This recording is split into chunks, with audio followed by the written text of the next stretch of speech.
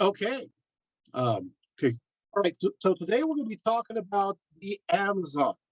Now, we're not talking about Amazon. No, we're not going to talk about Bezos. We're not talking about the river, the Amazon River. We are talking about these female warriors from antiquity. That's the topic for today. And I think we're going to start off with just the word, where the word came from. Let's do that. The origin for the word Amazon is not completely certain. It may be derived from the Iranian word, that is Hamazon, which means warrior. And we find this out through a Greek derivation in Hesychius of Alexandria's work. Don't worry about that. But the idea is that it is those who make war in ancient Persian. So that's one possible variation. There's another possible word where it came from, and that is namaganos, which of course means manless without husbands. so, and this has been proposed, and this is an Indo-European root. This is a possible root for the word. There is another possible Indo-European root for the word that's also a derivative from of Iranian or ancient Persian, and that is amana, and this means virility killing. Virility killing. You just can't make this up. So, as a source, and this has been proposed by Hittite scholars of all things, investigating various areas.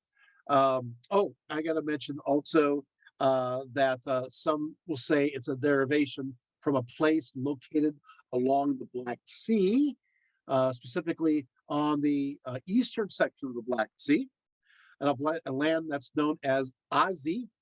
And so the idea is, in some cases, there's a derivation that is Amzi, and so hence Amazon. Okay, so those are. So what's the short answer for this? The short answer for this is scholars are guessing. They have no idea. They just know that the word is old, really old. But they're in some cases they're thinking Indo-European roots. With that said, the Greeks, being the Greeks, decided to come up with their own idea what this word means, kind of a folk etymology, so to speak. And this is not even better. This is not better. Already we're off to a great start, aren't we? Uh, and that is amazos. Amazos. So meaning without, mazos being a derivative of the word breasts. And so it means those who are without breasts. So, and maybe some will say pertaining to what was understood to be by many sources that there's a practice where they would remove one or two breasts, and in order to make it easier to shoot their arrows and so forth. But once again, this is just a guess. Well, moving on, you learn so much through words. We have the Greeks also use a series of epithets. These aren't any better. I feel sorry for the Amazons. At least can we get their names right? Well, epithets for them, they will use like androcotonus, which means killer of men. You have androlateri, which means destroyers of men or murderesses. We find this of course, in the Iliad. You have the Antonorai, right, which is those who fight like men, and a Cyclus will use another word, a Steigener, which means those who loathe all men. Do you see a theme here at all? So just by taking the words that the Greeks use, it reveals that maybe there's not a great feeling towards the Amazons. There is this conflict with them. And in many cases, it's because the Amazons would be theoretically a matriarchy.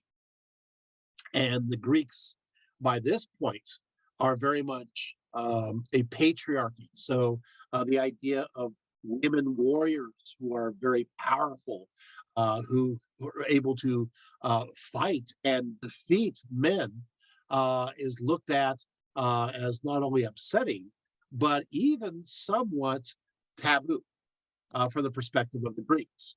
And so that's why you're going to have all these epithets that we find in the primary sources, like killers of men, destroyers of men, murderesses, those who fight like men, and those who loathe all men. You're going to see this. And even in the early derivative of the word virility killing, you're going to see this. So anyway, so there you have it, right? Okay, so where do the Amazons come from? You do have some legendary stories, and I will go there right now.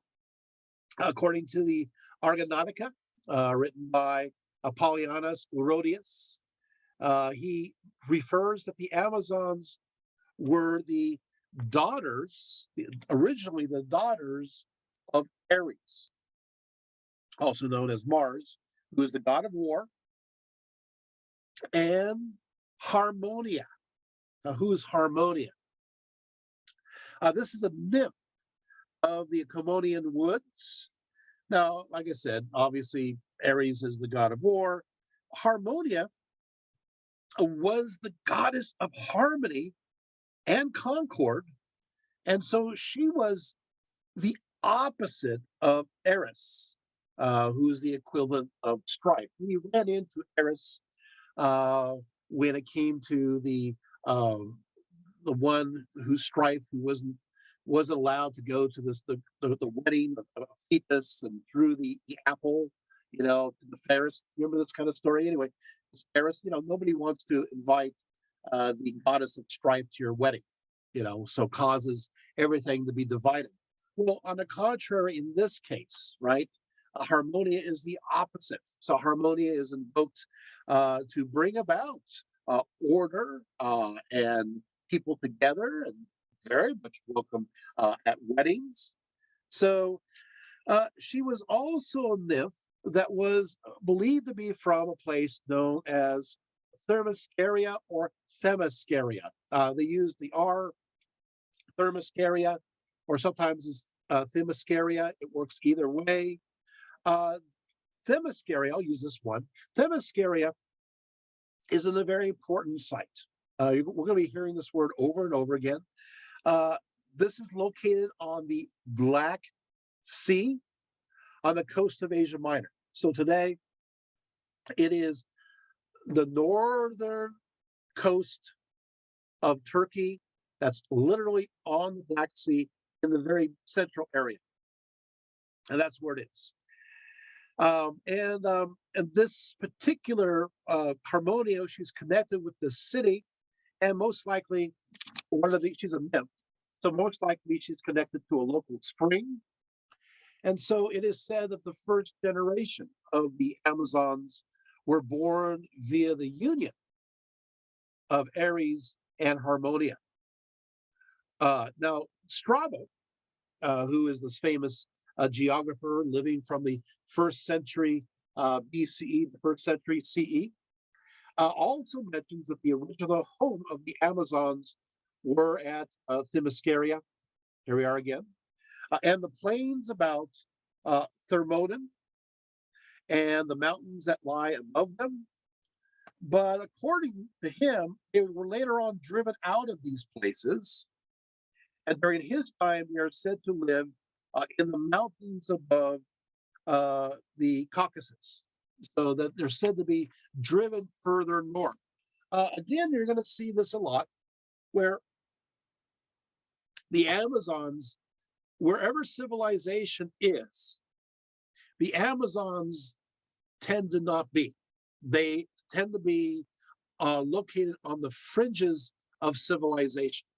So as Greek civilization expands outward into Asia Minor, for example, what will happen is the land of the Amazons seems to move with them, move along with them, and going further and further out, pushed further away. So we see this a lot. So anyway, but Thermoscaria is still very important. Now, what will happen is there's another interesting homeland. Some Greeks connect the Amazons, their homeland, with a lake known as Maeotis. Lake Maeotis is today the Sea of Azov. Now, you may recognize that name, the Sea of Azov. This is basically, this is on the northern section of the Black Sea, and is bounded on the north by mainland Ukraine, in the east by Russia, and on the west by the Crimean Peninsula. So this is the area today that's under dispute because Ukraine claims it, right? And Russia had annexed it. And so, yeah, so this is in the news. Well, that's one of the other claim places for the Amazon homeland. But this was a little bit later on. So we're kind of pushing the Amazons now from the northern Black Sea, from the southern Black Sea along the coast of Asia Minor. Now suddenly we have pushed the Amazons across the Black Sea to the northern coast near the Crimea. Is that making sense? So again, it's pushing them further and further away as time goes on. And accordingly, the Maeotic Lake, which is Sea of Azov, was a place that's connected to, in some cases, some legends have Epiphagenia as living here as a priestess of the cruel goddess. So they have many different kinds of sources here talking about what goes on. Now, what I find is interesting here is that yet there is another story. As time goes on, you have, here we go, the third version of the story, and we're moving later on a little bit in time, is that no. they're not from the southern part of the Black Sea, which is the northern Turkey today, and they're not from the northern shore of the Black Sea, which is of course along the Crimea. No. They are further west, and they are connected to the realms of Scythia. Although you do have those who say that they are further east along the Caucasus Mountains. Again, I want to stress the fact that we have evidence that they're being pushed further and further north as time goes by. Well, don't worry, we'll talk more about them in detail, but I want to mention something else. And that is, with all these theories going on, it's very interesting that one of the earliest sources concerning the Amazons, which is of Homer, locates the Amazons in southern Anatolia, which is southern Turkey. In fact, according to the Iliad, he mentioned the Amazons were found near Lycia. Then, furthermore, the Amazons were said to have founded the cities and temples of Smyrna, Sinope, Gryne, Ephesus, Batanea, Magnesia, Crete, Latoria, Amistris, and they also invented the cavalry.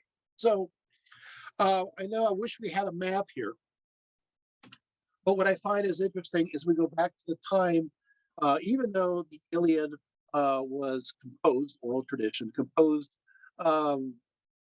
around the 700s BCE, even though it goes back to the 1200s during the Mycenaean epoch, it's interesting that the Amazons are even closer to the Greek civilization. The earliest memories show them even closer. So we have this, and we can trace this, which I think for me, it's fascinating. You can trace this movement that you have supposedly the Amazons are in southern part of Turkey, and then they move into the western part of Turkey, which is Anatolia, which is also known as Asia Minor, and then they move into the northern part of Turkey, along the Black Sea, and then they cross over into the northern part of the Black Sea, which is of course the area of the Lake of Azov, right, in the Crimea area, and then they're pushed off in two different directions. One direction they're moved off to the Caucasus Mountains, and the other to the Scythian. So you have this idea of, depending on the time, the Amazons are moved further and further away, and yet there's very strong traditions that during the Mycenaean period of time, these supposed legendary peoples were very close along the Ionian coast in southern Turkey. Oh, you're thinking, why are you telling us this? Is there a master plan? Oh yeah, there is. You're going to learn, take notes, because we're going to get ready for a ride, because there are roots that go further back, and we'll go into that. These echoes, right? Okay, so now moving right along. Now, of course, obviously, several cities of Asia Minor boasted that they were founded by the Amazons, very proud of it. Consistent with these claims is the fact that in this area, the figure or the head of an Amazon was used constantly on their coinage. So you see that, of course, for example, Smyrna would have Amazons on their coins, and Ephesus would as well. So we know for a fact that, in fact, we have Horace mentions that the Amazons are said to have lived in near the city of Mysia, which is in Caria, which is the southern part of Anatolia or Turkey, as well as Lydia. Now, this evidence as a whole seems to point not to the plain at the mouth of the Thermodon as the traditional dwelling place of this group, but further down to the west and to the south, and is connected to the legend of Bellerophon, mentioned, of course, by Homer, and as well as others. So we go again further down. Now, there are other traditions. So we mentioned a few, but there's one more, and this is going to throw you completely off. There seems to be threads of an even earlier legend that places the Amazons, I hope you're holding your breath, it places the Amazons in Libya. Now you're going, what? Wait, what? Libya? Wait, Libya? That's North Africa. Is that right next to Egypt? Uh-huh. And there are stories and legends that mention that they migrate from Libya, North Africa, and Egypt throughout the Middle East into the southern part of what is now Turkey, into Western Turkey, and then into the northern shore. So it looks like that these stories of the Amazons are migrating. But what throws me off, and it does, and throws off other scholars, is the fact that, well, that's the hinterland, that's the edge of civilization on the other side. And so many are scratching their heads thinking, are the Amazons completely a figment of one's imagination? Or is there something to it? Is there something to that there is this migrating group that's being traced that has female leadership and female warriors involved? not migrating in a gypsy-like sense, or maybe, but migrating nevertheless. This will blow your mind. We're going to go somewhere else in a little bit, but I got to build it up. So we have this idea now. Now, who exactly were the Amazons? And what were they like? What were their beliefs like? And what were their most significant figures? Now, the earliest reference to the Amazons does arrive by way of the Iliad, but within the Iliad itself, there's an even earlier story that is wedged into the Iliad. So, in other words, there's an earlier story, and then the Iliad brings it in. Remember, the Iliad was composed through oral tradition. What's fascinating is that what happened. The bards would tell their stories. They would tell their rhapsodies, right? And they'd sing their rhapsodies. Like, remember Bohemian Rhapsody? Bohemian Rhapsody, what would happen is that you notice that song by Queen have all these quick changes. What happened, it seems like that song has different songs all put together. Well, that's what a bard would do. A bard would be singing along, and entertaining people, and then they hear another song, and they go, "Hey, that would be great to memorize and put into my song." And it would be added in. That's what happened. So the Iliad, as well as the Odyssey, would include many of these stories, these smaller, earlier stories that were then added to as a flourish to add. So the Iliad wasn't all composed all at once. Uh, the Iliad, who's ascribed to Homer, many different authors were involved with it.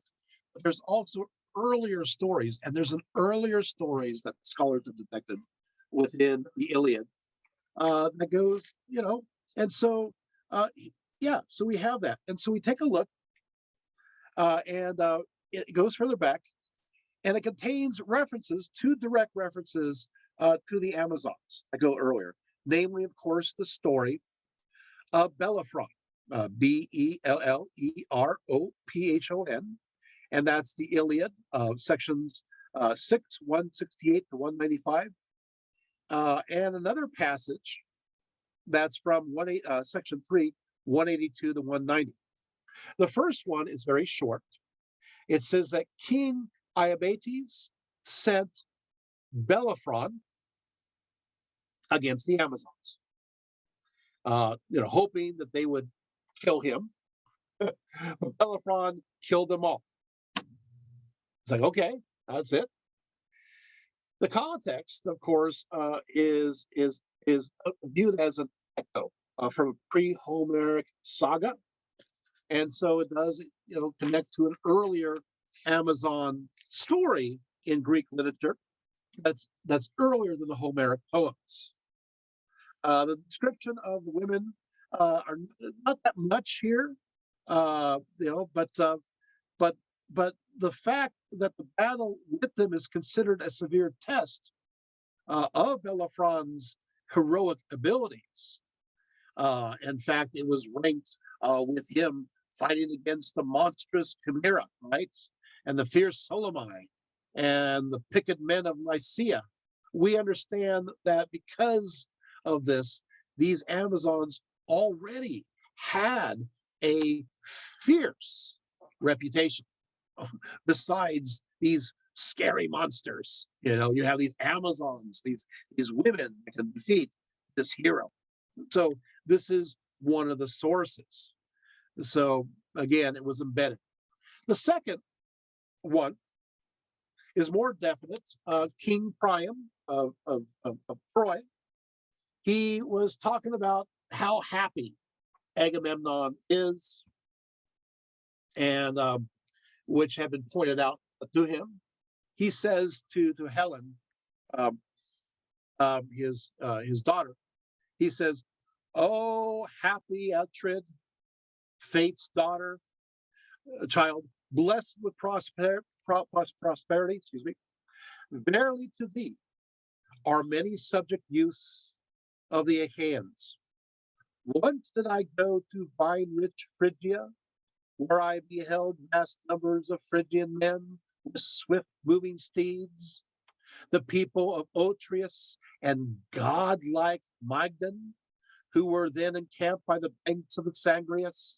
For I was numbered an ally with these on the day when the Amazons came, pitted against men. Right? Yet even these were not as many as are the quick glancing Achaeans. So here we have it. So apparently, uh, King Priam was at a gathering to fight against the Amazons, which is located along Phrygia. You can see here, this is, of course, Western Asia Minor. And they're understood as, again, fearsome, right? You see here that they kind of here as a horde of warrior women that fight against men, but to fight against them is dangerous. You want to avoid it, right? And once again, they are connected to Lycia. I've been to Lycia, which I find is interesting because the Lycian women, even into the Roman period, had more rights than all throughout the, in many other places around the ancient world. But they were able to, of course, have property, and they had their own special, uh, um, um, um, their own public cult where only they were allowed to participate in, and so forth. And so it's interesting because the Amazons come from an area that historically patriarchy was more weak even into the Roman era, which is, of course, obviously a good thing, right? Okay, so now, obviously, the Amazons are understood to be fables, right? Maybe part of like romantic legend, right? But at the same time, I don't know. There seems to be some realism here. There's always a kernel of truth behind many of these legends, right? And there's also something else that kind of throws people off.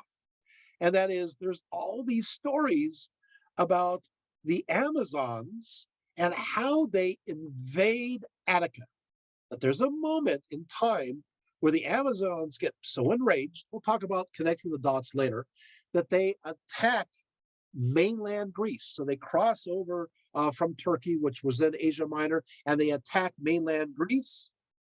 And so the Amazon, and so throughout Attic Greece, there are all these locations of tombs dedicated to the Amazons that were killed in battle during this invasion. That geographers like Pausanias says, okay, if you visit the city, make sure you go visit so-and-so's tomb. This is the Amazon so-and-so died here, and so forth and so on. I mean, you got the tomb of Antiope at Athens, for example. You got the tomb of Hippolyta at Megara. You got tombs of Amazons at Charonia and Thessaly, right? You got a tomb of Myrina near Troy. I mean, come on. These are tourist attractions. People want it. And so once again, you're thinking, well, maybe did they invade? Wait, are we dealing with legend? Or are we dealing with historical reality? And it just, again, it gets into this very fuzzy area, right? But, Pausanias, again, specifically, he had told about the story that Hippolyta was buried at Megara. And in fact, he says as follows. So I'm going to tell you a story that the Megarans say about the Amazons that were invaded into mainland Greece. So let's hear it directly. He says, I will write her story as the Megarans tell it. I love Pausanias. He was a geographer living during the 2nd century CE, and he went about throughout Greece recording their local legends and stories. It was basically a travel guide. It's a lot of fun to read.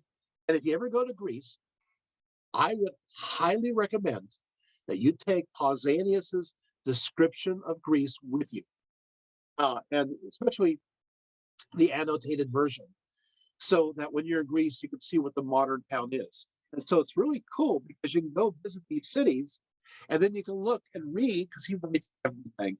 You read what Pausanias says about the ancient legends and the religions and how they did things, worship and festivities in each of the towns. If you walk away with anything from this talk, walk away with that idea, Pausanias. And if you go to Greece, you will thank me thousands of times because it really makes it all come to life. Anyway, so he's very much an anthropologist at heart. So he goes into each culture and records just basically what they do without having an addendum. So he says, I will write her story as the Megarans tell it. Good for you. He says, when the Amazons made their expedition for Antiope's sake and were overthrown by Theseus, it was the fate of the many to die in battle. But Hippolyta, who was a sister to Antiope and was at that time in command of the women, fled with a few to Megara. Now, this is mainland Greece. This is the battle that's going on at this time in Attica. But inasmuch as she had fared so ill with her armament and was cast down by circumstances of the present, and was still more discouraged about a safe return to Themyscira, you know Themyscira now, which is located along the northern coast of Asia Minor, the southern, the southern coast of the Black Sea. She died of grief, and the shape of her tomb is like to an Amazonian shield. So during the 2nd century, you could visit her tomb at Megara, and it was shaped like an Amazonian shield. Was it really her tomb or not? We don't know. But the Greeks believed it was her tomb. And once again, why is this important? Well, this puts the Amazons, no longer way out there. They're invading the realm of so-called civilization. And then you have these places, these locations where this moment is venerated, right? So once again, you have this as a source. Now, the story of the Amazons, as the Greeks thought of them, will not be complete without a few additional bits and pieces. Accordingly, it was supposedly the custom of the Amazons to burn out their right breast. Burn out the right breast in order that they might draw a better bow. So the idea is they burn out. Now, what do you mean burn out? I found one source that talked about the burning out even in infancy, which doesn't make any sense because there's nothing to grow, but whatever. So the idea is the removal of the breast so they could better, do their archery. That's the right breast. But then again, a lot of people will say that story was used as an explanation for the epithet that we talked about earlier of Amazon, which means without breast, believing that Amazon means those who are without the breast. And so they kind of forced this definition upon them based on the fact that, the word sounds like it, so it must mean the same. Other scholars, however, say, no, there's good evidence to say that they did reduce that breast. And then there's the explanations that we see from various images.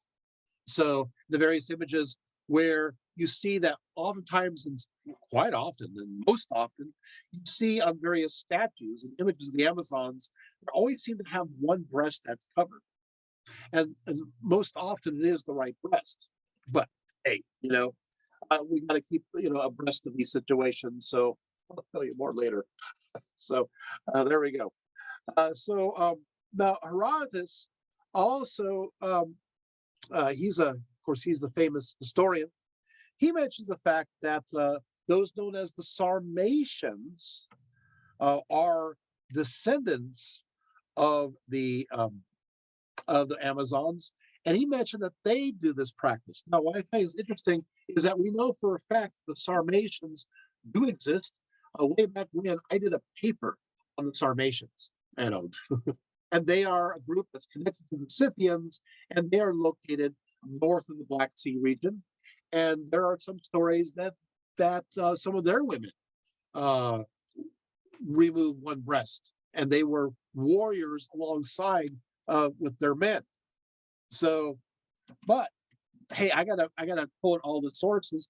Illustratus, however, who's living in the 3rd century, he says, no, no, no, the Amazons were never mutilated. He said they didn't remove their breast at all. That's somebody else. Oh, so there he is. There we have it. So we don't have a statue of just a one-breasted Amazon, but we do have a lot of statues that have it covered. So it's up for argument. Don't you love how people just kind of can agree to disagree? Now, I am going to talk about 3 Amazons, and then I'm going to go into Amazon religion. What? Yeah. Hey, we'll talk more about the Amazons, but I want to talk about 3 figures, 3 Amazons, because we learn a lot about the Amazons through these 3 individuals. And then we'll move into what they believe. Okay. And I want to leave that towards the end because that part becomes more extensive. I want to make sure I get this first stuff out of the way, but also it's a great way to start things out. And these are the 3 individuals I'm going to focus in on when it comes to the Amazons. They are Myrina, Myrina, Myrina. The second is Penthesilea, just think of a pen, Thesilia, Penthesilea. And the final one is, of course, Hippolyta, Hippollyta, connected, of course, horses, right? Okay, so we're going to focus in on those 3, right? So now there is, let's talk about Myrina. We're going to talk Myrina first. And this is going to be exciting. And you don't know what's up ahead, but I know. And you're going to be listening pretty well to this. So here we go. Myrina. So there is an indirect, rather direct reference to Myrina in the Iliad. It involves a place of assembly for the Trojans and their allies. And it mentions Myrina. It says as follows. There is before the city, that being city of Troy, a certain lofty barrow in the plain far away, standing detached on this side and on that, which men forsooth call Baetia, but the immortals name it the grave of swift bounding Myrina. Here then were the Trojans numbered and their allies. So here you have in Troy, according to the Iliad, a site dedicated to Myrina, and apparently this is a tomb. So Myrina is buried here at Troy. So taking a look here, of course, this seems to be obviously the Amazon by name. And there is, in a sense, the way it is written in Greek, there is a sense of, how do I put this? A sense of wonder and awe to it. This is a very a magical, amazing place. And you'll see why, because the Trojans, even though Priam supposedly fought the Amazons at one point, the Amazons will become the allies of the Trojans against the Greeks in the Iliad. So they are on the side of the Trojans. Got it? So of course, obviously, it makes sense with Asia Minor. Okay, so this tomb of Myrina, right? So must be a grave. Also, the Greek. I wish we could go through. Anyway, I have the Greek here. I'm looking at it. there is a feeling of a supernatural element. Like this, that by meeting here, you will be imbued with good luck, that something good will happen. It's, to use their words, it's an auspicious meeting place, you know. So there we have it, you know, and the Amazons were said to have, however, dealings with another group. Queen Myrina, I gotta take some water on this one. You know, I'm doing this intentionally to you guys. Queen Myrina was said to have dealings with those who are from Atlantis. Now I got your attention. To the Greeks talking about this. Now, you know, we always hear about Atlantis and you always hear the same sources. Here we go, it's Plato again, quoting from Solon, who got his story from Alexandria, right? You know, from the Egyptians, you know, Alexandria before Alexandria. Alexandria didn't even exist then, but you know, Solon who got it from the Egyptians, you know, from the priests or whatever, you know. So you know, this is, you have these stories that it's the same one over and over again. You know, it talks about. So you're going to hear a new Atlantis story. How's that? So by way of the Amazons, we learn more about the legendary story of Atlantis. So here we go. According to, I'll give you the source. According to Diodorus. So I gave you the source. Now you know. Most people don't know this story, so you're hearing it maybe for the first time here.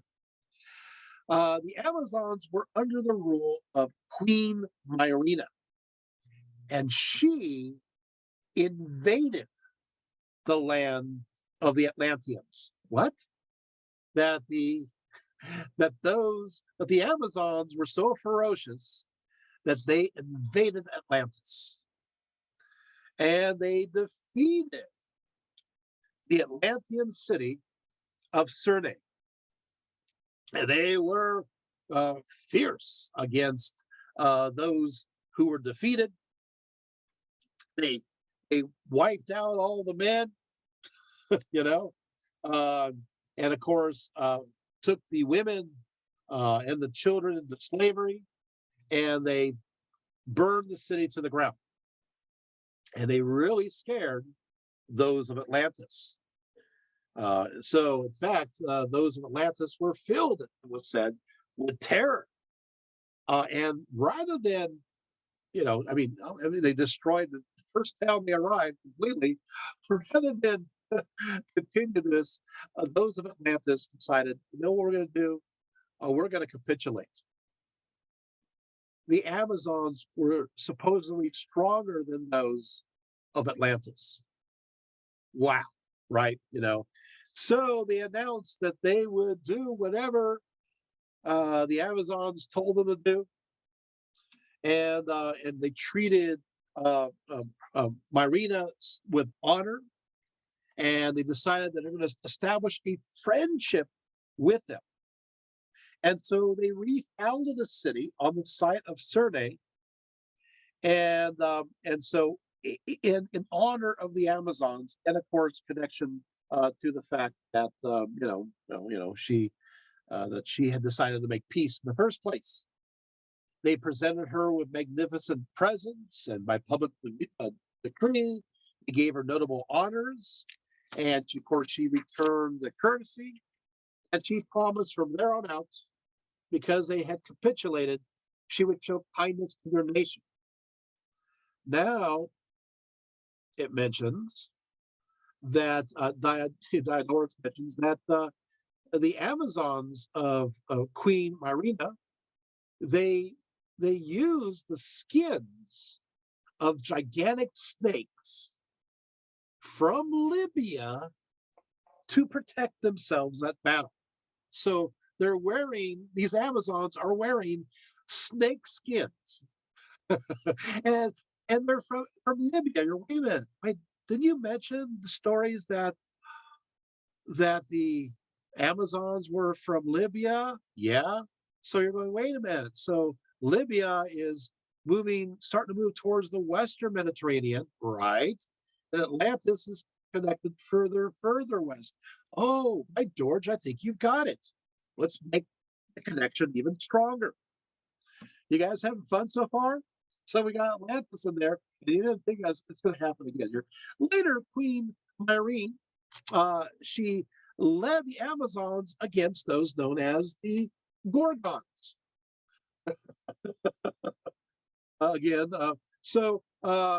it was during the reign of Myrena, according to Hesiod, which is a really early source, right? According to the reign of Myrena, that the Amazons encountered another race of female warriors known as the Gorgons. Now, Hesiod goes back to around 600 BCE. It's really early. And here you have a reference to another group of female warriors that just so happen to be called the Gorgons. You may recognize that name too. And so the Amazons who defeated the Atlanteans, right? They succumbed. They are fierce, aren't they? Now they're fighting against the Gorgons, against other female warriors, right? Because the men, were slain, but the women now. Here we go. So we see this in Hesiod's Theogony, right? Now we move on and we read. It goes on a little bit further. Here we go. Again, we're back to Hesiod. It says, and to Porcus, or Cato, bore the Graeae with fair faces and gray from birth, the Graeae or Graeae. With these, the gods who are immortal and men who walk on the earth, called the Graeae, or also known as the Gray Sisters. And now Hesiod's going to talk about the Gray Sisters. One is Pempredo, robed in beauty, and Enyo, robed in saffron, and the Gorgonas, or the Gorgons. So from the combination of Phorcus and Cato, they bear these gray women, the Gray Sisters. They also bear the Gorgons. And it continues, who, beyond the famous stream of Oceanus, do you notice? So they're at the edge of the world, beyond the stream of Oceanus. So they're at the edge of the world, much like Atlantis, at the edge of the world, right? Live the utmost place towards the night by the singing Hesperides. And then Hesiod names them. They are Snithno, they are Uraeo, and Medusa. Ta-da! There's Medusa. Hey, wait, the Amazons fought against Medusa? Wait, I didn't hear this before. I know, because we're going at such a deep level. This is Hesiod, right? Who, by the way, continues, whose fate is a sad one, for she was mortal, but the other two immortal and ageless, both alike. Poseidon, he of the dark hair, lay with one of these in a soft meadow and amongst spring flowers. But when Perseus had cut off the head of Medusa, there sprang from her blood the great Castor and the horse Pegasus, so named from the springs of Oceanus, where she was born. So we kind of lost part of the story there. Hesiod didn't tell the whole thing here, but you do have this. You now have these Gorgons are going to fight against the Amazons, and there's more than just three. You'll find out in a few seconds. It turns out that there's a whole lot of them in this battle. So what happens is that the Gorgons there will be this great battle between the Gorgons and those who are the Amazons. In fact, Myrena's large army, actually I'll tell this. So the Gorgons, what they do is they attack Atlantis. Now, as we already know, Atlantis and the Amazons have created this peace treaty amongst themselves. They're all friendly. But now here come the Gorgons, and the Gorgons are attacking Atlantis. And, Atlantis can't handle it. So guess who's going to save the day? Yes, the Amazons. The Amazons come to the rescue. And they fight against, accordingly, 3,000 Gorgon warriors. 3,000. That's a lot there, right? That's all. So 3,000 Gorgon warriors. The captive Gorgons, however, they start a rebellion, but they were put down by the Amazons, who killed every remaining prisoner. This is typical, right? And of course, at that point, after the battle against the Gorgons to save the day, to help their Atlantean allies, Myrina accorded a funeral to her fallen comrades on 3 pyres and raised up 3 great heaps of earth as tombs, which are called Amazon mounds. So what happens is that you have these gigantic tombs, these artificial mounds. They call them, and the idea of these Amazon mounds spreads throughout antiquity. So when they see like this artificial mound, oftentimes they would say, hey, Amazons are buried there. Wink, wink, right? Well, you're thinking, is there any more here? So what is Myrina? Well, Myrina is kind of important, isn't it? Who wants to do research on this? Me, right? So Myrina travels then from Atlantis, which is near Libya, which I find is interesting, right? And migrates from the Western Mediterranean, according to the stories, to the Eastern Mediterranean. So she moves, right? Which I think is interesting. Now, I want to bring up one little bit here, and that is, so she's, apparently they're in Libya, right? It's interesting because let's go to Plato quickly when he talks about those of Atlantis. Plato's account goes as follows. He says, now in the island of Atlantis, there was a great and wonderful empire which had rule over the whole island and several others, as well as over parts of the continent, that being, of course, Europe, Western Europe. And besides these, they subjected the parts of Libya within the columns of Hercules as far as Egypt, and of Europe as far as Turin or Italy. So according to this, the borders of Atlantis, if they were outside of the Strait of Gibraltar, supposedly extended in along the southern coast of Spain and all, and ended where the Etruscans are. Ended there, Tyrrhenia. And on the southern coast, it continued along where Morocco is, where Algeria is, where Tunisia is, and then it stopped or got to Libya and at times extended to Egypt. It's interesting because according to the Amazon stories, the Amazons are in Libya, and so you have the two side by side. They're bordering each other, supposedly. And then, of course, you have a migration from there of the Amazons from Libya, and I'll tell you where that goes in a few moments. What I also find is interesting is that Libya was the center of another belief system. Another interesting bit, I want to mention this, and that is Libya was the center of where Athena was worshipped as the blue-eyed Athena of Poseidon, and was in many ways different in characteristics from the gray-eyed Athena that was connected to the Greeks and to Zeus.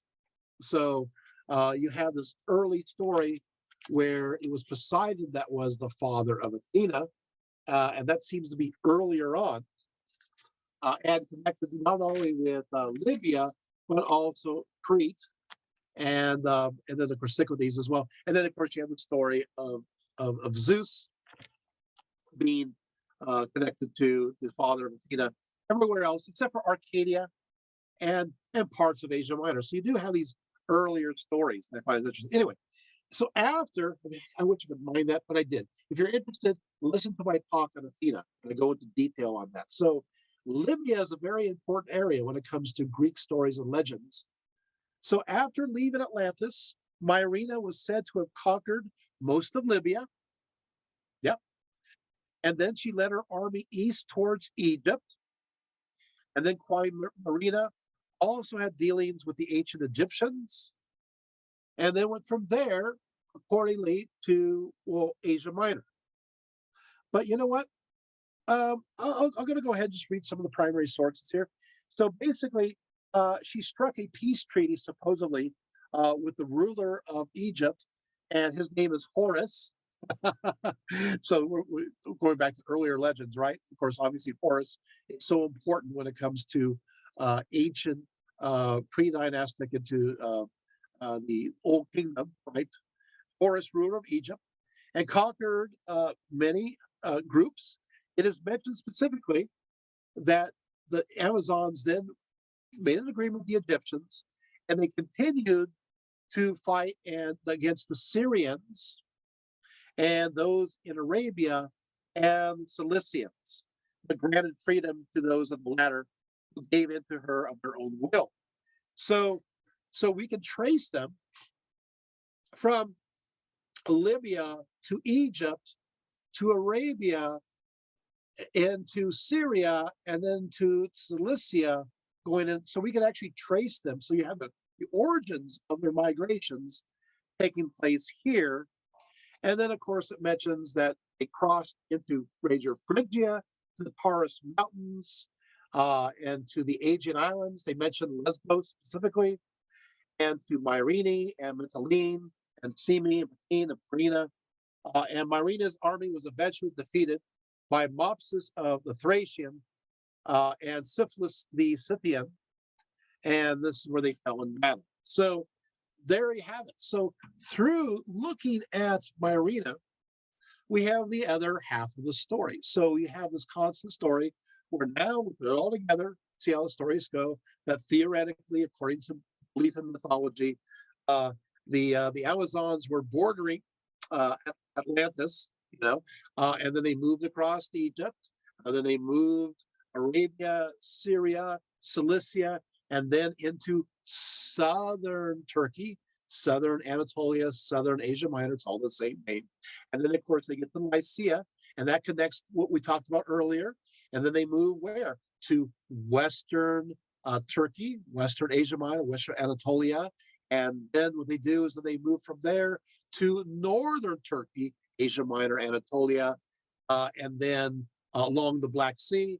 And then they're pushed across the Black Sea to the southern coast of the Crimea, and then they're just scattered in a sense, two different directions. The Caucasus Mountains one way, the Scythia and the Sarmatians the other way.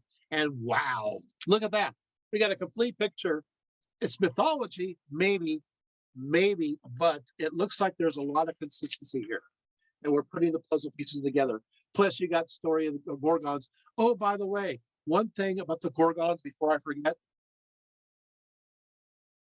they're said to have like snake-like hair and have turning stone-like abilities, which I think should throw you off because, wait a minute, that story goes on to Medusa after her transformation. And not before, but here we have, and then you have this other strange element. Where did you guys catch it? The Amazons are wearing snake skins. So we're finding some of the early origins of snake-like aspects of not just the Amazons, but going into the Gorgons. I love digging in this deep into history. Okay, you ready for the next one? And by the way, I'm loving this. I'm taking my time, and because this is why we're here, and I was so happy just to do this part. Now, another notable queen of the Amazons was known as Penthesilea. Penthesilea. It's a fun name to say, Penthesilea. I have to say it quite a few times. So who was now part of the Trojan War. So now we're in the Trojan War era, and Penthesilea was part of that. In some versions of the story, she's the sister of Hippolyta. In other versions, she is not. So it just depends. But she is the daughter of Ares and Otrera. What's interesting is here is it looks like Ares, while he started off the Amazons, apparently he gets involved every now and then with the Amazons. So he just kind of goes back. So throughout the generations, apparently Ares just kind of hangs around and bestows more Amazons. Okay, so we will just move on that one. So in the Trojan War, she assisted the Trojans, and she was known to offer gallant resistance to the Greeks. Now, we have many versions of the story, but accordingly, when Achilles slew Penthesilea, he is said to have killed Thersites because he treated her body with contempt and reproached Achilles for his love towards her. And you're thinking to yourself, okay, you got to stop. You got to tell me what in the world is going on. I will. So I have here this story of Achilles loving Penthesilea, loving her, and killing one of his comrades after her death is everywhere. What I mean by everywhere, you're going to see it, and Arcentius of Miletus talks about it. I have the version right here. Martinius of Miletus talks about it. I have the version here. You have Pseudo Apollodorus, his version. I have it right here. You have Lycophron's version. You have it here. These are all names you never hear because nobody ever reads ancient sources anymore. I have Diodorus Siculus' version here. I have Pausanias' version here. In fact, I have a few of his versions here. But the version I'm going to go through, which seems to encapsulate so many of them, and it does a real good job of it, is by Quintus Smyranius. Quintus Smyranius, which means basically Quintus from Smyrna. And Smyrna was traditionally founded by the Amazons. So, he's biased. So Amazon's there. And he talks about the fall of Troy. So we're going to take a look. He wrote during the 4th century CE. So I'm looking at his book 1. And I'm not going to read the whole account. I'm going to read sections of it, just enough so you get the feeling, the flavor of the story. So here it is. So it says, then from Thermodon, that's the river that, which is northern, along the Black Sea there. From Thermodon, from broad sweeping streams, came clothed upon with beauty of goddess Penthesilea. Came athirst indeed for groan-sounding battle, but yet more fleeting, abhorrent reproach and evil fame, lest they of her own folk should rail on her because of her own sister's death, for whomever her sorrows waxed. Hippolotus, whom she had struck dead with her mighty spear, not of her will, 'twas at a stag hurled. So what is he saying in all this poetry? He's saying that she killed her sister. She was hurling a spear at a deer and missed and killed her sister. Ooh, that's not good, right? So it continues. So came she to far famed land of Troy. Yea, and her warrior spirit pricked her on, of murder's dread pollution, thus to cleanse her soul, and with such sacrifice to appease the awful ones, the Erinyes, who in wrath for her slain sister straightway haunted her unseen. Forever round the sinner steps they hover. None may escape those goddesses. So what's going on here? I'm acting as translator. What's going on here is that, well, if you kill your sister, you just did ritual pollution. That's not good because then the Erides, who are the underworld chthonic, goddesses of vengeance, uh, they're also known as the Furies, start to haunt her, start to torture her. And this Amazon just does not know what to do.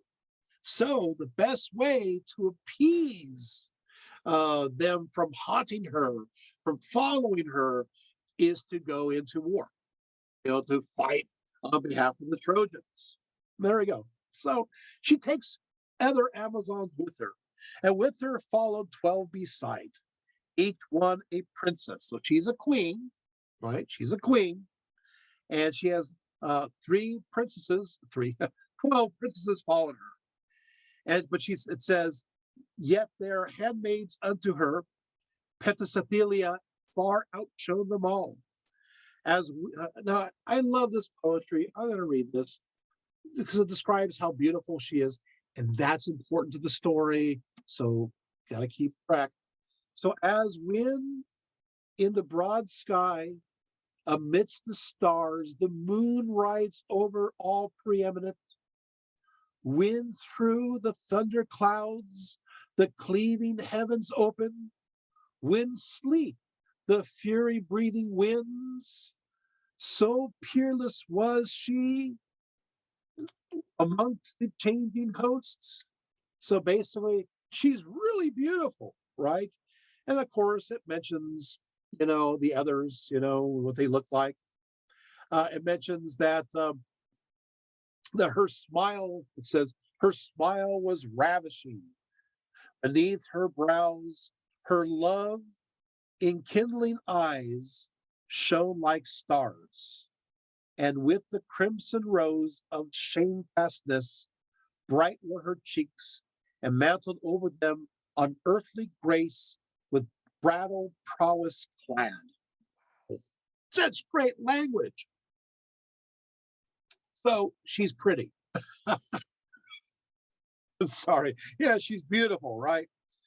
So I love these lines, love enkindling eyes shone like the stars. Wow. Okay. Then joyed Troy's folk despite past agonies when they beheld there in their land Penthesilea, dread of fire for battle. So they're happy she's there. And gifts they gave her, costly ones. And then she made, oh, you never do this, never do this. She promised, as no man hoped for, even to lay Achilles low, to smite the wide host of the Argive men and cast the browns red flaming on the ships. Oh, fool, right? You don't do that. In fact, Andromache said, wow, that's such an arrogant heart.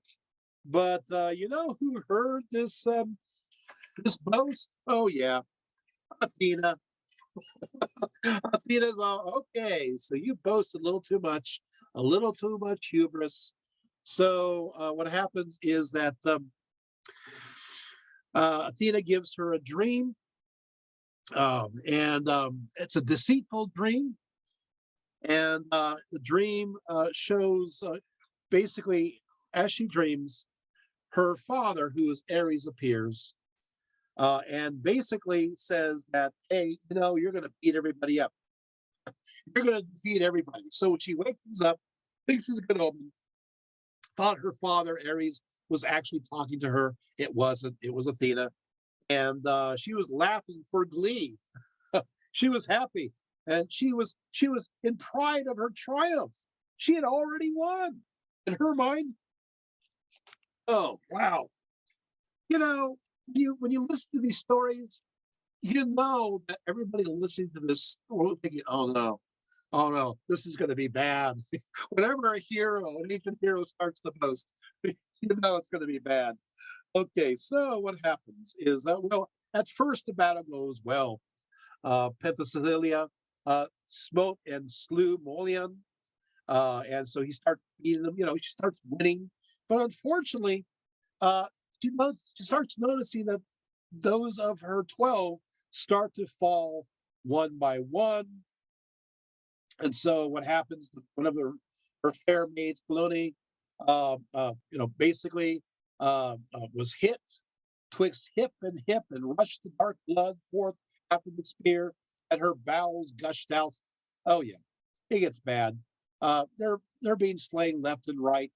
Gore spirited a crimson fountain, and one by one, they all start to die. Meanwhile, of course, it goes on for pages, which I will not read. One by one, uh, they're gone, and she seems to be the one that is left standing. Well, when battle-eager Penthesilea saw these twain, as though the scourging storm of war, like raving beasts they rushed. To meet them there she sped, and while these in armor clad and putting trust in their long spears, awaited her lightning leap, so did those warriors twang with spears unswung, waited Penthesilea. Now what happens now is she makes a leap, right? And first leap the long shafted lance sped from the hand of goodly Penthesilea. Straight it flew to the shield of Achilles, but glancing thence this way, basically what happened is says that she threw the spear and it sprang as from a rock face. It just kind of poof, bounced off. Uh-oh, she's in trouble. And so now the battle between her and Achilles takes place. And so what happens, we know what's happening right here, is that he swung up his mighty hand and sped the long spear, warrior slain, wrought by Chiron above the right breast, pierced the battle-eager maid. The red blood leapt forth as a fountain wells, and all at once fainted the strength of Penthesilea's limbs, dropping the great battle axe with her nerveless hand. A mist of darkness overveiled her eyes, and anguish thrilled her soul. Yet even so, still drew she difficult breath, still dimly saw the hero, even now in act to drag her from the swift steed's back. And then what he does is that he slays her steed, and she falls. She's pierced, and she goes into what's said the dust of the earth. Face down she lay on the long spear, out gasping her last breath, stretched upon that fleet horse as on a couch. You're thinking, that's the end of the story, she's dead. Well, now when the Trojans saw the warrior queen struck down in battle, they looked at her, and when he saw her beauty, she was dead. Achilles looked down. Then there as fallen in dust and blood she lay, rose like the breaking of the dawn to view neath daintily penciled brows a lovely face, lovely in death. Now, it means, what does that mean? Daintily penciled brows. That means that, her eyebrows were penciled in, right? She penciled in. Yep. The Argives thronged around, and all they saw and marveled, for she seemed like an immortal. In her armor there upon the earth she lay, and seemed the child of Zeus, the tireless huntress Artemis sleeping, with time her feet forthwith are what follows lions, and flying shafts over the hills far stretching. In fact, it says she was made a wonder of beauty, Aphrodite crowned, and Achilles falls in love with her after her death. Yea, Achilles' very heart was wrung with love's remorse to have slain a thing so sweet, who might have borne her home, his queenly bride, to chariot glorious Pythia, for she was flawless, a very daughter of the gods, divinely tall and most divinely fair. Okay, so and so then, of course, Ares discovers, he runs down. Well, what happens is then Thersites, who is one of Achilles' companions, starts to mock Achilles, who's now in love with the now dead Amazon queen. And he was so angry, so railed he long and loud, the mighty heart of Peleus' son leapt into flame of wrath. A sudden buffet of his resistance hand smote neath the railer's ear, and all his teeth were dashed to the earth. He fell upon his face, forth of his lips the blood in torrent gushed. swift from his body fled the dastard soul of the vile who was complaining. So there you have it. And then, of course, he threw her in the river, and then he fished her out and gave her a mighty burial. And he was all beside himself. Wow, what a story! But you learn a lot about the Amazons and their beauty and their power, and they have this ability to beguile anyone just by looking at them. So they have so much power, but at the same time, even power over the hearts. They are, in many ways, they are like goddesses. They are heroic.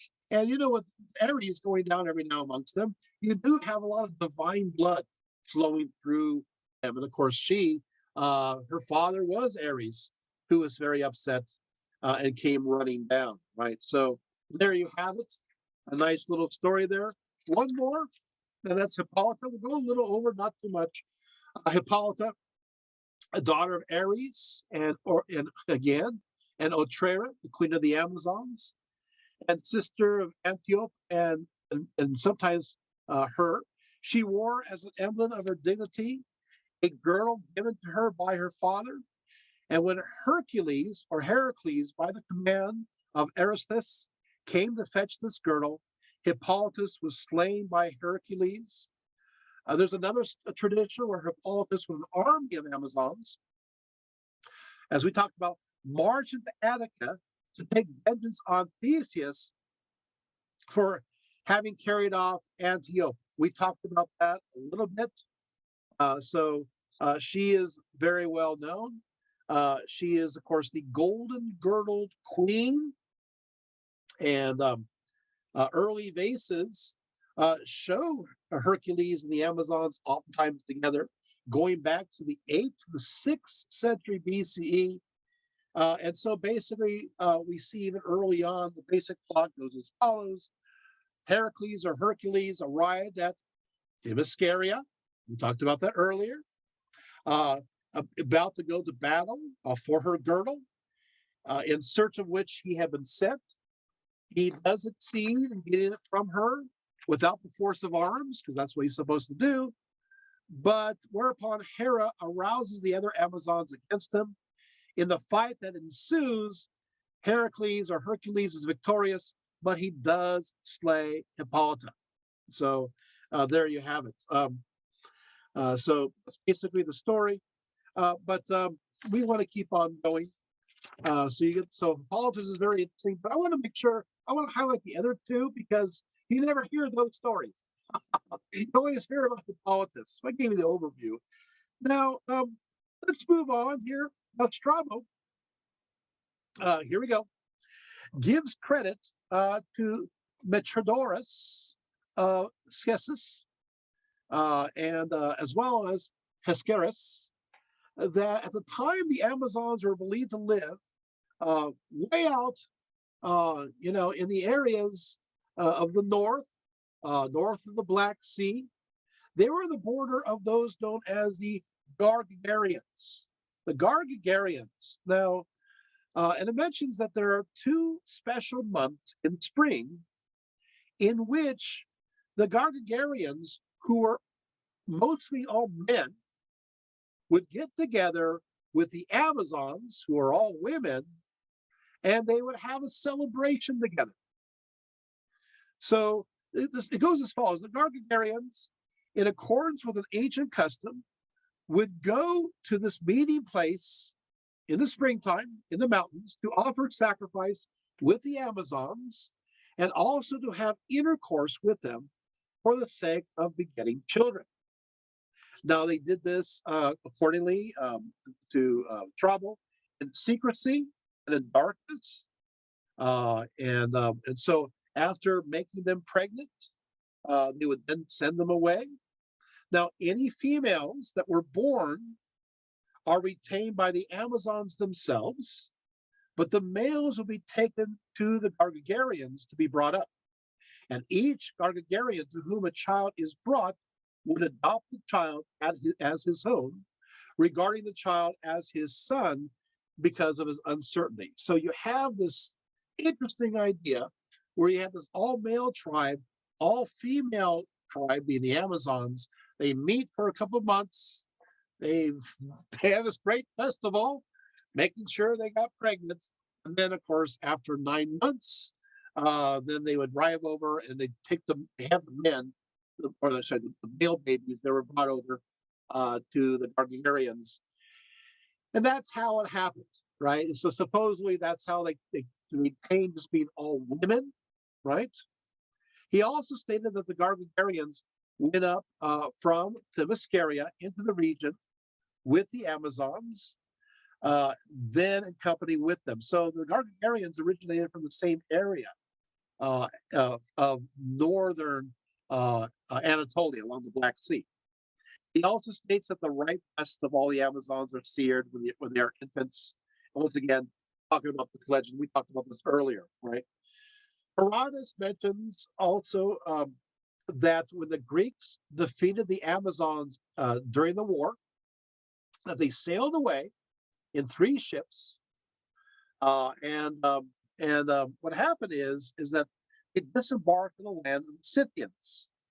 Here they met with the Scythians. This again, the Scythians are now north of the Black Sea region. This is according to Herodotus.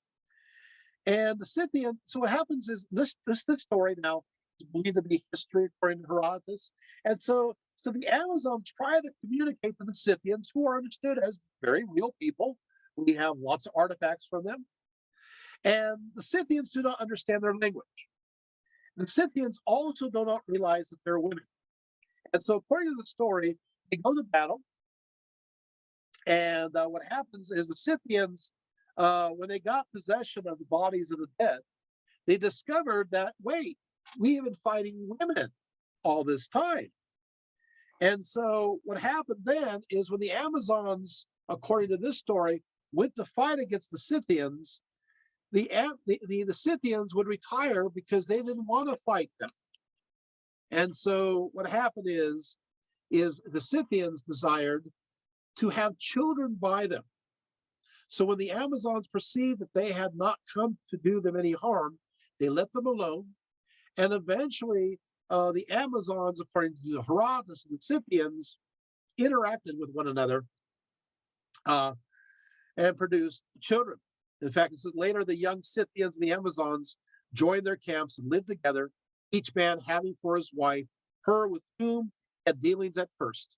The men were not able to learn the language of the Amazons, but the women were able to learn Scythian. So you have this other interesting little story, again, of the exchanges of how in the world do you have all female warriors and no men? These are some of the explanations that we have found through our sources. Once again, Apollonius, Herodias mentioned that the Amazons were the daughters of Ares and Harmonia, as we talked about. But focus on the idea that because of the Ares aspect, they were brutal and aggressive, and their main concern was the life of war. So they were constantly battling, and that they're known to have built a marble temple dedicated to Ares. So we have this, in one of the islands. So there you have it. And then, of course, you have the Amazons also attacking various islands, but we won't go through all this. Now, a little bit more here. Okay, there we go. We're going to still a little bit of religion here. Now, we realize that according to the sources, now, the earliest forms of worship of various gods and goddesses is oftentimes not anthropomorphic, but it is deities that are worshipped in a Baelic or a aniconic shape. In other words, non-anthropomorphic.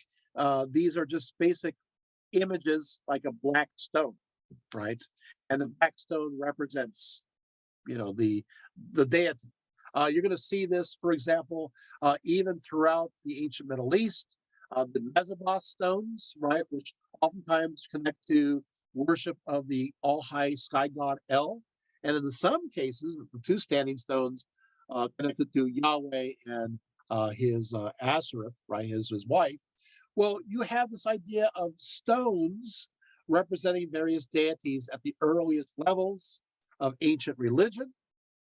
And it's interesting because um, the Amazons are depicted as worshiping at these very kind of stones, a black stone, which is fascinating because a black stone was worshipped at the city of Pisidius in Phrygia and was dedicated to the great mother goddess Kybele. So you have reference to this by Apollonius.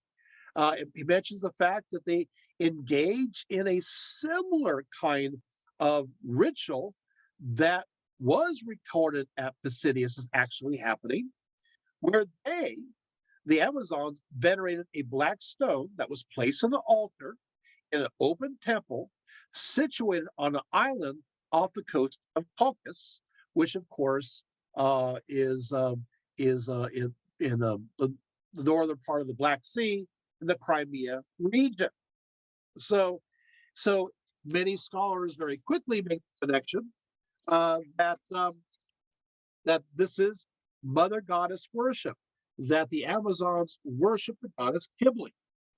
In fact, you take a look here, and Diodorus said that the Amazons paid honor to, quote, the mother of gods, and that they also consecrated to her on the island of Samothrace, and they set up altars there to the mother of gods, and they perform what is called magnificent sacrifices there. So it looks from this evidence that the Amazons were votaries of the great mother, who was known as Rhea and also known as Kybele. So in fact, in many ways, this worship was understood as an ecstatic form of worship, which we see, of course, around Kybele worship, which is also ecstatic. So that is important, right? It's interesting because, well, we'll keep going. So, of course, Kybele seems to have been that of an earth goddess of fertility, connected to humanity and beasts and the field. Her worship was accompanied by the sound of drums and cymbals, the music of the pipe, and the voices of those who are the frenzied votaries, right? So there you have it. You have, of course, the mystical Gali that are connected with them as well. And of course, the mother goddess worship of Kybele is connected with the Corbantes, which of course is an whole other story, as well as others. So I find it fascinating going through this. Now, taking a look here, it looks like, and I think this is interesting. We're right out of time, but I want to bring up a few things, and that is the fact that we're looking at the evidence here, and the Amazons are connected with the pre-Greek civilization. In some cases, they are also pre-Indo-European at times. So it gets a little interesting because there seems to be some correlation with the Minoans, or at least Minoan culture in many ways. So we see that as well. We see evidence that where some of the Amazons occupied, so were the Minoan civilization in general. Okay. Also, one thing I want to bring up is that this is a big one here. Okay, is that there seemed to also worship the Cretan mother goddess as well, these Amazons, and that they use the Amazons are depicted as using a battle axe, which is oftentimes a double axe, which is a religious symbol for the pre-Hellenic and the Minoan civilization. So even going back to the double axe, there seems to be earlier connections of them within this context. Now, Uh, the Amazons are known in their rituals to go around and do this warlike dance, this mystical dance. And as it turns out, this is where they connect with the cult of Artemis of the Ephesians. The most ancient sources agree that the image of Artemis Ephesia was originally fashioned out of wood and was established by the Amazons.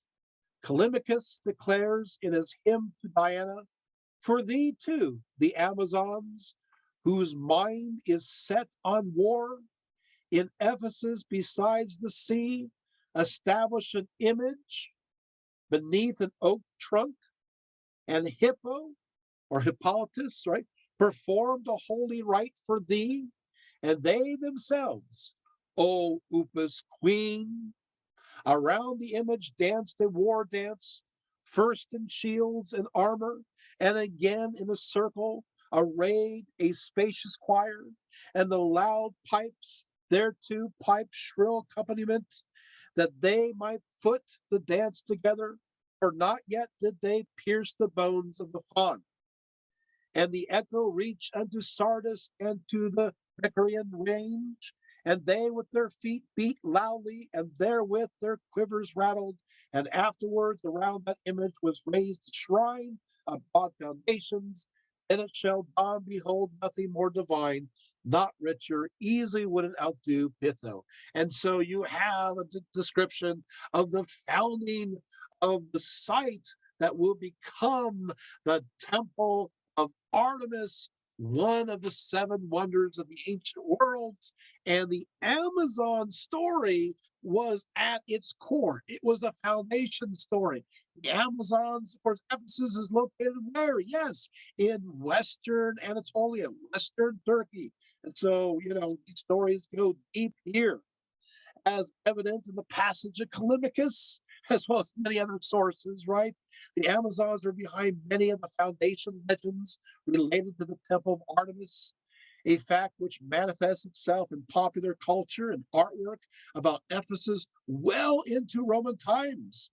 The circular ecstatic dance performed by this chorus of Amazons around the statue of Artemis, especially the shrilling syrinx and the aggressive stomping of the feet, resembles the manner in which the Euripides on Crete performed the flute as they protected the young Zeus. And so we have this early connection with Crete, not just the Mycenaeans, but going back to the Minoans in this ecstatic form of religion. This ritual dance from Crete appears to have continued being performed even into the time of Callimachus, 2040 BCE.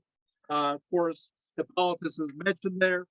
I want to mention that that the Amazons are so important. They're so important that according to Cornelius Tacitus, there's a question of whether the Emperor Tiberius should withdraw sanctuary rights, asylum rights from many of the temples and famous sites throughout Asia Minor, because there's a problem where criminals would go ask for asylum and the Romans couldn't take them from the temple because they had to, observe the respect to the temple precinct and their religious laws. And so he wanted to withdraw. Tiberius wanted to withdraw, even considered Ephesus. But then what happened is an embassy came from Ephesus, and they argued that they're the ones that had the sacred Ortygia Grove, which is a place where Leto gave birth to Artemis and Apollo. And they also mentioned that the grove, they said, had been consecrated by divine order, and there Apollo himself, after killing the Cyclops, had taken refuge from Jupiter's anger. Later, Bacchus, after defeating the Amazons, had pardoned those begging for mercy at the altar. So you have this part of the story that they share is a connection with the Amazons. Well, it goes further. As Pausanias, we talked about him, in the 2nd century, says as follows. He says, here it is, all cities worship Artemis of Ephesus, All cities worship Artemis of Ephesus, and individuals hold her in honor above all the gods. The reason, he says, in my view, is the first one he says, is the renown of the Amazons, who traditionally dedicated the image, also the extreme antiquity of sanctuary. And he mentions three other points as well have been contributed to her renown: the size of her temple, surpassing all buildings around men, the eminence of the city of the Ephesians, and the renown of the goddess who dwells there. But notice they mention the Amazons first. So this Amazon story, a foundation story, is very important in many different ways. Okay, and of course, Ortega herself was sometimes viewed as the nurse, um, sometimes for the twins, Artemis and Apollo, usually connected to the goddess Asteria, who is the sister of Leto. In some cases, Asteria is not a goddess who watches after little Artemis and Apollo, but one of the 9 Amazons that were later killed by Hercules as he was stealing the girdle of the Amazon queen Hippolotus. And so you have, again, more stories and more legends. So where do we go from here? You know, is there any kind of reality for this, right? Well, of course, we take a look and we realize that, are we looking at sources here? I'm going through all my artwork. Yes, that first of all, that wherever the Amazons are located by the Greeks, they seem to be always being pushed along the edge of the civilized world. They're just on the very edge. And as the world becomes more understood, the Greeks know more about the world. The Amazons just seem to be pushed further out, right? But scholars have been finding some interesting discoveries that maybe the Amazonian legend in Greek mythology may have been inspired by real warrior women. There's evidence of high-ranking warrior women that come from the very area mentioned where the Amazons were said to be located in the southern Ukraine and Russia in the Crimea region. Did I mention that as one of the sites? I did. In fact, this is the realm where I mentioned that the Scythians are from. Well, it turns out that about 25% of Scythian or Sarmatian warrior graves on the lower Don and Volga contain women dressed for battle, exactly similar to what the men are wearing. So 25% of the military burials of the armed Sarmatian women, were they were fighters, and they also were holding bows. So wait a second. So women were able to defend themselves, maybe their animals and pasture lands competently. There was a period of time where the Scythians were the men were gone for 28 years. They would come back every now and then, and the women really had to take care of themselves. So maybe this is a source, but there are other sources all throughout this region of the Caucasus and going into the area of Ukraine and even going to Slavic realms, where we're finding evidence that there were indeed women who were warriors that were fighting just like everybody else. So, and let's go, drum roll, please. Let's go one step further. They're contemporaneous to the Amazon stories that are told by the Greeks and the Romans. So, what am I saying here? Oh, no.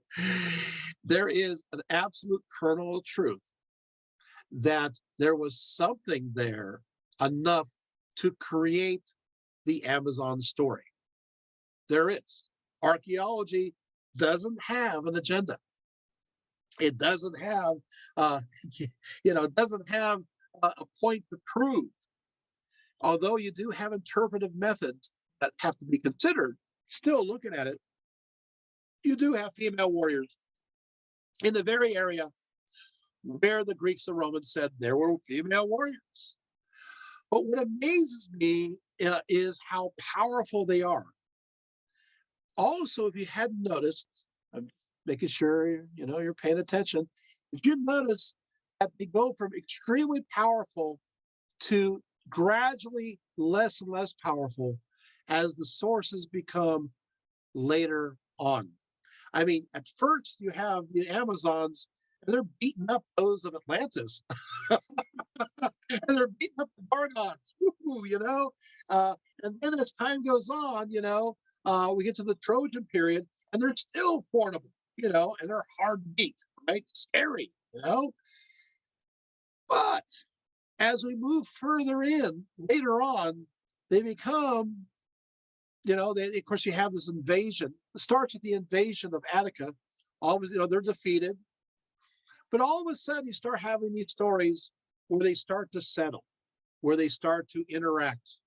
And so you have the legends where they are able to be defeated and they are able to be conquered. And I don't know, how this works. This is patriarchy, justifying themselves, just saying, okay,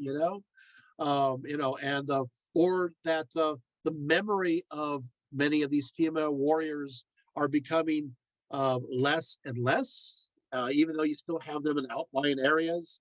And so more of the so-called civilized agenda makings taking place. I don't know. But I do want to say one last thing, and that is still the earlier sources do not always have them as roving barbarian hordes. In many cases, they are described as being civilized and establishing cities. Establishing cities that were there for quite a while. And of course, we go back to where we started, and that's the Themyscira, right? The Themyscira, last I checked, that's a city. And so you have this idea where they're moving, they were civilized or believed as civilized at times, and other times they're viewed as barbarous. It just all depends on your perspective. And I think it's always convenient when it comes to whoever's agenda, whoever wants to write about it, they kind of decide for themselves what they want to do in this case. But I want to wrap this up. I just want to say that I had a lot of fun talking about Amazon stories that you don't ordinarily hear.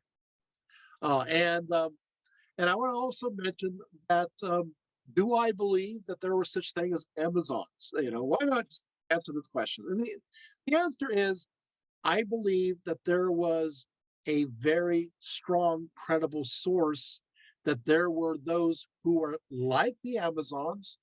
In fact, maybe many different groups that fell under the branch of being understood as Amazons. So in other words, there are many female warriors during this period of time, going back to during the third and second millennia.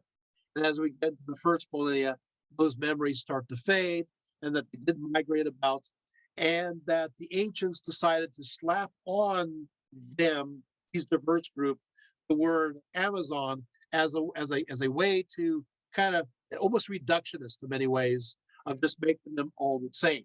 But I do believe that there is substance to the stories, but as far as the details, that's where it moves into a haze that is history, which falls into legend. Thank you so much.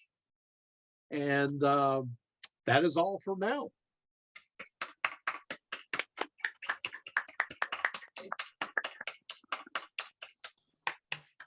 There we go. So any questions? I wondered if you could recommend a translation of Pausanias. Well, okay. So Pausanias.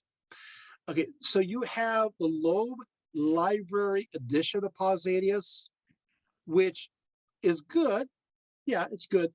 But I would recommend the Pelican or Penguin Classics version and get it annotated. And you don't have to have the Greek there, and it's fun to read. I highly recommend it. So just order it, and I have it here.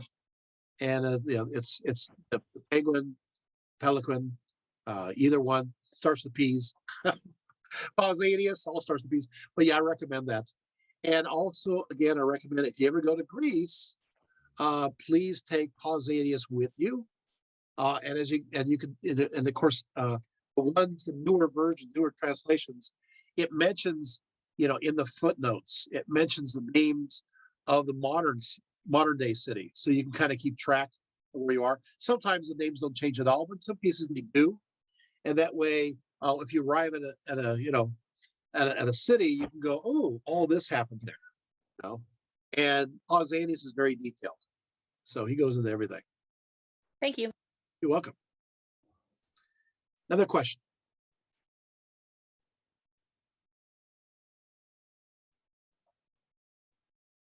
Yeah. All right. Looks like I answered all the questions. I pushed you guys all the way to the periphery of the edge of the civilized world, right? So you're there. So, but it's a lot of fun. I love tracing how they're being pushed slowly to the edge of civilization. And it does show the march of patriarchy. It does show the advancement of those ideas in a very tangible way. So, all right. Well, Actually, I do have a quick question. yeah, Sarah. So, a lot of the modern retellings, a lot of the Amazon stories have the Amazons as within sort of the male size spectrum, as in much bigger women. Is there any truth to that, or where do the modern stories get that from? And the answer is yes. And the answer is actually, in fact, I read one of the stories just now. It mentioned them as being very tall. Okay. So it's tall, not necessarily big, but tall. So they are known to be very tall as stature. I'm sure they're very strong, right? So yeah, there is something to it. So the Penthesilea, when she was slain, they were, wow, she's tall. All these little Greeks who were so short in those days, right? They're excited to be up to like 4'10" and 11. It's like, woo-hoo. We know this because we have the graves. So sometimes they're like 5'2" or 5'3". But so you picture these little Greeks in this huge Amazon. I look around. She's probably like 5'11". Okay, the giant in those days. But yes, there is something to it, where they're powerful of physique, but they're also considered immensely beautiful and divine or godlike in their ways. I took the time to tell you the whole Achilles story because Achilles falls in love with a dead Amazon because she's pretty. That's a little kinky. That's a little strange, A a little little beguiled. But there it is, Like, wow, I she's wouldn't beautiful. call that kinky. Huh? I said I wouldn't call that kinky. It's more necrophilia. Necrophilia. He didn't Oh, do anything, though. necrophilia doesn't come under the kinky? Eh, I guess, but Hey, it's where's one of Virgil? those ugh. Well, like I said, Okay. but apparently, these are prudish Greeks, so they're probably thinking he's just looking at her and going, "Oh, she's so beautiful. I'm in love." It's a little late, buddy, especially since I skipped this big long speech against her before he killed her. He was big old, and then he killed her. He's, "Oh, why'd I do that? She's so sweet, sweet. She was killed you." What's sweet about that? She was beat you up. So, but one lesson is learned, and that is never boast if Athena's listening. Never say, "Hey, you know what? I can do this better. I can sew this better. I can weave this better. I can sing better." I can never do that. And the sad thing is that speech is so long. You see her, And she just keeps going on and going. And you know the people listening to this are going, please stop. Stop posting. No, no, no, no. Hubris. Yeah. So she really gets it. I didn't get the full description. It's a long, bloody description of how she died. But you get the idea where she falls face first in the earth. I mean, it's Athena made sure that she paid for her hubris. You know. And still she looked good. I'm just trying to figure out how her eyebrows, painted on eyebrows, stayed on. If her face is face on the ground, that must be pretty enduring makeup. You know, turn around, it's like, wow, it's still there. Only in the movies. Huh? Only in the movies, Only in the epics, right? right? Yeah, I tell you, people don't change from epics to movies. I think we're just terribly unrealistic. But yeah. Any other great questions, Sarah? Any other thoughts? What I talked about, does this change your view of the Amazons at all? Any changes or perspectives, or you still kind of feel the same way, or did you learn something you didn't know about the Amazons? I absolutely learned things I did not know about the Amazons. I went much deeper into the history and the stories about. I knew that they had been at the edges of most civilizations, but like you went way deeper than that. Yeah, I decided to Very go much. like to the Libya stratum, Right? Yeah. and then of course the story of Atlantis. Have you guys ever heard that story before?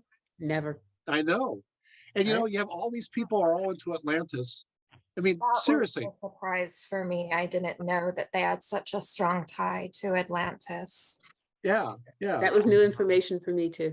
Yeah, and it's like everybody's all to have all these books and things published on the Atlantis, and I never read the story. I'm thinking, how can they skip this story?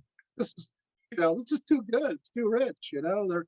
They beat the Atlanteans. They defeated them, and then they're all okay. And then they became friends, and then they defend as if Atlantis. I guess they need defending. Amazons are so strong.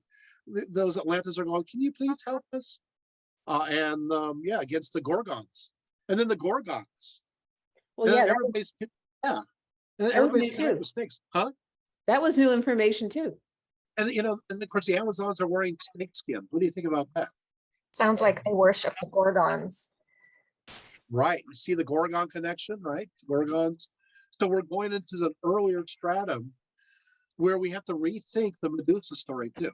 Because after the Medusa, you have her son, her hair turns into snakes, right? And she's able to turn things to stone. But now we have a problem because now earlier on you have these Gorgons that have this kind of a magical ability earlier. Does that make sense? It's like, wait, that throws everything off. So maybe the curse is that she continues to have that all the time. It's kind of like the story of, if you make a face like this, it's going to stay like that. It's kind of like that. It's kind of you're stuck now as a Gorgon forever. You don't have that temporary moment. Maybe that's what it is, right? I don't know. Who knows? But that's my thought. All right. Well, this was a fun talk, right? You guys, yeah.